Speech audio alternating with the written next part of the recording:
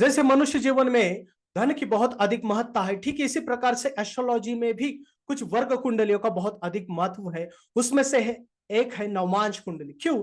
क्योंकि नवमांश कुंडली से बहुत सारी चीजों को हम देख सकते हैं। उसमें से प्रमुख रूप से वैवाहिक जीवन और धन संबंधित सभी चीजें हमें नवमांश कुंडली से देखना चाहिए। क्यों? क्योंकि धन प्रारब्ध के अधीन होता है। हालांकि D60 भी हमें देखना चाहिए, लेकिन D60 अलग विषय है।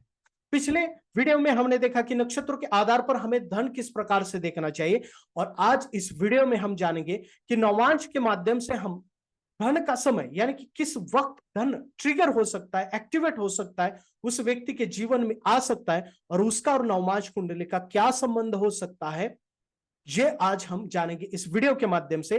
प्रणाम, ओम नमः शिवाय। मैं हूं एस्ट्रोलॉजर अभिजीत। पिछले 12 साल से मैं एस्ट्रोफील्ड से जुड़ा हुआ हूं और लगभग कई सारे एस्ट्रो स्टूडेंट को मैं ट्रेन कर चुका हूं पराशरी नक्षत्रांश एस्ट्रोलॉजी के माध्यम से। तो चलो हम देखते हैं आज इस विषय को, नवांश और वेल्थ गिविंग समय, यानी कि किस वक्त हमें वेल्थ मिल सकता है। तो ये देखने के लिए, इस विषय को समझने के लिए हमारे समक्ष दो कुंडलियां होना बहुत आवश्यक है। उसमें से एक है लग्न कुंडली और दूसरी है नवांश कुंडली। और इन दोनों कुंडलियों में आपको क्या देखना चाहिए, ये पहले चेक पॉइंट, आप चेक पॉइंट्स को याद रखिए। फर्स्ट चेक पॉइंट, आपके समक्ष दो कुंडलियां होनी चाहिए। वो है, एक है लग्न कुंडली और सेकंड है नवांश कुंडली। नेक्स्ट चेक पॉइंट क्या है, आपको इस दोनों कुंडली में देखना क्या है, कहां पर फोकस करना है। पहले किस भाव पर फोकस करना है, सेकंड भाव और 11th भाव। लग्न कुंडली में भी और नवमांश कुंडली में।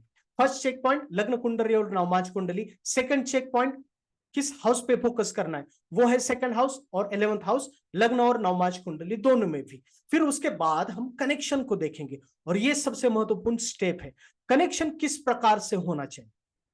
यानी कि जो नवमांश कुंडली का जो 11th हाउस है और सेकंड हाउस है, ये आपको देखना है, और उसका कनेक्शन लग्न कुंडली से किस प्रकार से है ये देखना है। कनेक्शन में प्रमुख रूप से कौन कौन से स्टेप हम देखेंगे। पोजीशन से कनेक्शन होना चाहिए, नक्षत्र से कनेक्शन होना चाहिए, लॉर्डशिप से और कंजंक्शन से होना चाहिए। लेकिन यहां पर देखिए, सबसे महत्वपूर्ण कनेक्शन होता है पोजीशन वाइज कनेक्शन और नक्षत्र वाइज कनेक्शन, क्योंकि ये बहुत मायने रखता है और ये असल में एक्टिवेट करता है किसी भी इवेंट को स्ट्रॉन्ग तरीके से। और फिर उसके बाद आता है लॉर्डशिप और कंजंक्शन। ये सब चीजें जानेंगे हम प्रैक्टिकल एप्लीकेशन के माध्यम से, क्योंकि जब हम प्रैक्टिकली ये विषय को देखेंगे तब आप इसको समझ पाओगे। तो चलते हैं और प्रैक्टिकल एप्लीकेशन देखते हैं। ये है एक कुंडली। तो यहां पर आपको क्या देखना है, यहां पर देखिए, फर्स्ट तो आपको चेक करना है, पहले आपको कोई भी कुंडली जब आपके समक्ष आती तो लग्न कुंडली और नवमांश कुंडली आपके समक्ष होनी चाहिए।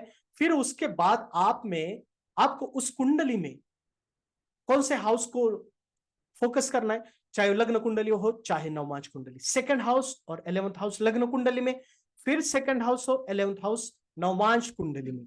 लेकिन आपको प्रमुखतया फोकस करना है नवमांश कुंडली के 11th हाउस और सेकंड हाउस। क्यों? क्योंकि ये दो हाउसेस वेल्थ गिविंग हाउसेस है किसी भी कुंडली में। इस बात को याद रखिए आप। फर्स्ट सेकंड हाउस और 11th house wealth giving houses है। तो नवमांश पे फोकस कीजिए, सेकंड हाउस और 11th हाउस को देखिए। और नेक्स्ट आपको देखना क्या है, आपको चेक क्या करना है, इन ये जो दो भाव है, चाहे वो सेकंड हाउस हो और 11th हाउस हो नवमांश कुंडली का, उसका कनेक्शन लग्न कुंडली में सेकंड हाउस से और 11th हाउस से हो रहा है या नहीं। अगर हो रहा है तो किस प्रकार से हो रहा है, किस प्रकार से कनेक्शन बिल्ड हो रहा है, ये चेक करना है।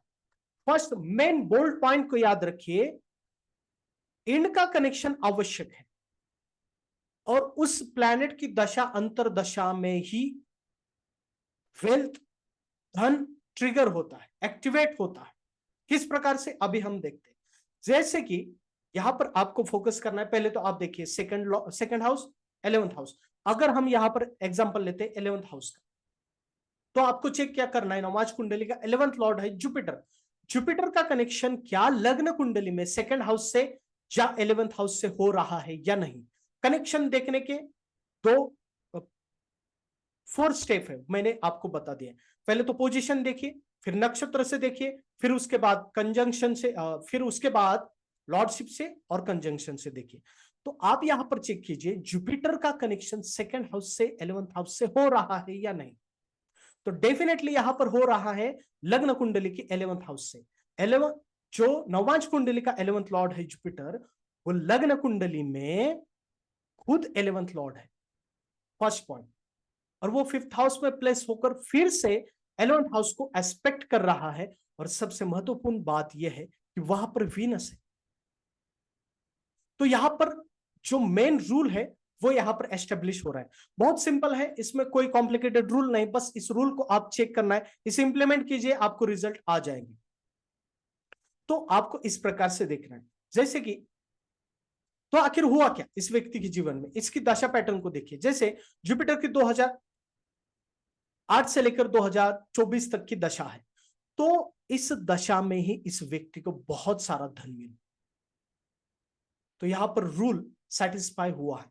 जैसे कि 11th लॉर्ड, नवमांश कुंडली का 11th लॉर्ड जुपिटर है, और वो फिर लग्न कुंडली में 11th लॉर्ड है, और वो 11th हाउस को एस्पेक्ट कर रहा है और वीनस को भी एस्पेक्ट कर रहा है। और वो जो जुपिटर है वो मून के नक्षत्र में है, और मून सेकंड हाउस में विराजमान है, सेकंड हाउस में प्लेस है। तो डेफिनेटली ये जो जुपिटर है महादशा लॉर्ड, वो सेकंड हाउस से और 11th हाउस से कनेक्शन बिल्ड कर रहा है। तो डेफिनेटली इस दशा में तो धन एक्टिवेट होगा ही। तो इसलिए इस व्यक्ति को बहुत सारा धन मिला इस जुपिटर की दशा में।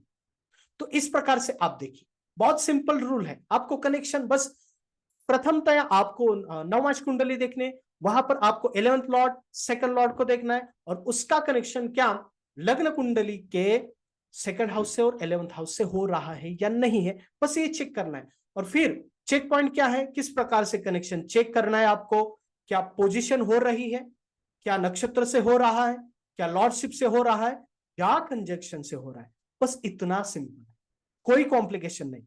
ये रूल अप्लाई कीजिए, आपको ये चीजें अवश्य ही प्रतीत होती दिखाई देगी। जैसे और एग्जांपल हम लेते हैं यहां पर,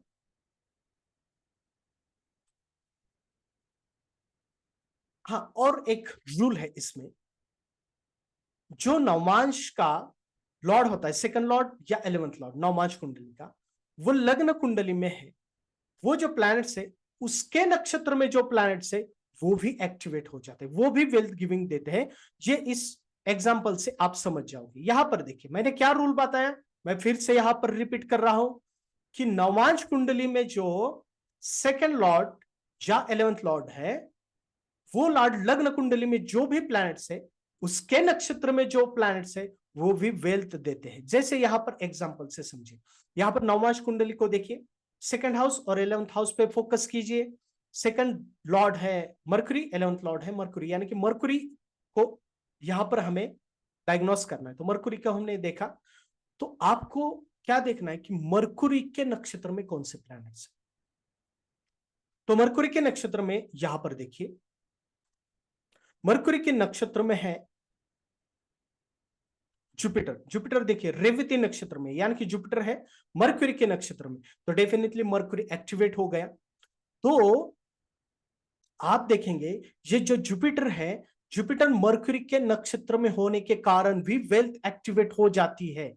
यहां पर देखिए, जब इसकी इस व्यक्ति की जुपिटर के अंतर आए, जैसे 2016 से लेकर 2018 तक इस व्यक्ति ने बहुत सारा धन अर्जित किया फॉरेन प्रोजेक्ट के ऊपर काम कर कर। क्यों? ये जो जुपिटर है 12th हाउस में होकर भी, क्योंकि ये जो प्लैनेट से आप ठीक तरीके से देखिए, ये जो नवमांश कुंडली के देखिए, ये नवमांश कुंडली के सेकंड हाउस और 11th हाउस का लॉर्ड है।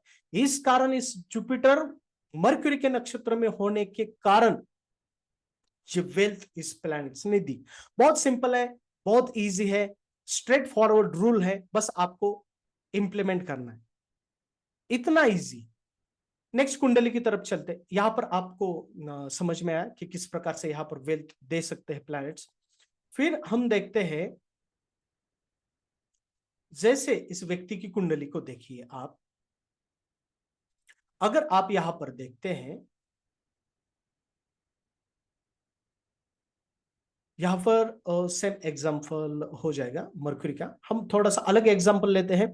यहाँ पर हम, हाँ यहाँ पर देखिए 11th लॉर्ड, देखिए नवमांश कुंडली को फोकस कीजिए, 11th हाउस को फोकस कीजिए और सेकंड लॉर्ड को फोकस कीजिए। 11th लॉर्ड है सैटर्न और सेकंड लॉर्ड है मार्स। हम यहाँ पर सैटर्न को देखते हैं। सैटर्न जो है लग्न कुंडली में, देखिए सैटर्न फर्स्ट हाउस में है। फर्स्ट हाउस में सैटर्न मरकुरी के नक्षत्र में, और मरक्यूरी 11th लॉर्ड है।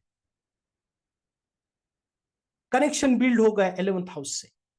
11th हाउस से रूल बेस होना चाहिए। हाउस एक्टिवेशन को देखिए आप, सैटर्न मरकुरी के नक्षत्र में, मरकुरी 11th लॉर्ड है और जुपिटर के साथ है, और जुपिटर सेकंड हाउस से, यानी कि यहां पर सेकंड हाउस और 11th हाउस का इन्वॉल्वमेंट हो चुका है।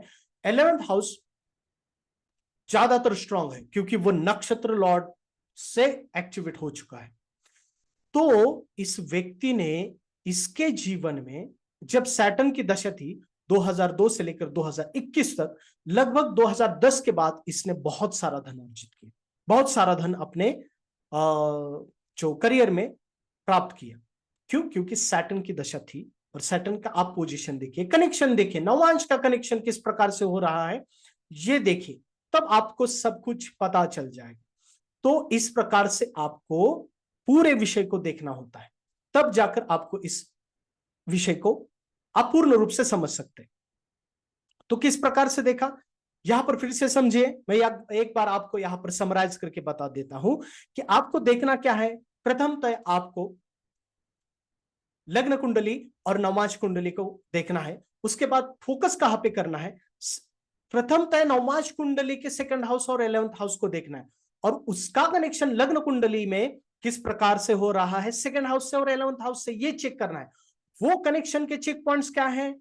फर्स्ट इज फ्रॉम नक्षत्र पोजीशन, फर्स्ट इज पोजीशन से, क्या पोजीशन से हो रहा है, अगर नहीं है तो क्या नक्षत्र से हो रहा है, अगर नहीं है तो क्या लॉर्डशिप से हो रहा है, अगर नहीं है तो क्या कंजंक्शन से हो रहा है। इसमें हाई प्रायोरिटी है पोजीशन, नक्षत्र और पोजीशन, नक्षत्र और लॉर्डशिप। इसमें भी हाई प्रायोरिटी है पोजीशन और नक्षत्र। अगर इससे कनेक्शन बन रहा है तो डेफिनेटली उस ग्रह की दशा अंतर दशा में डेफिनेटली बहुत ज्यादा वेल्थ एक्टिवेट होती है और उसे धन प्राप्त हो जाती है। बस एक सिंपल रूल को आप याद रखिए, इंप्लीमेंट कीजिए, आप रिजल्ट देख पाओगे। इतना इजी है, इसमें कोई कॉम्प्लिकेशंस नहीं, क्योंकि मैं ये मानता हूं कि एस्ट्रोलॉजी को रूल बेस्ड और इजी होना चाहिए। आज के लिए बस इतना ही। ऐसे ही अच्छे वीडियो के लिए सब्सक्राइब कीजिए और फिर मिलते हैं किसी अच्छे विषय को लेकर। प्रणाम। ओम नमः शिवाय। आज के लिए मुझे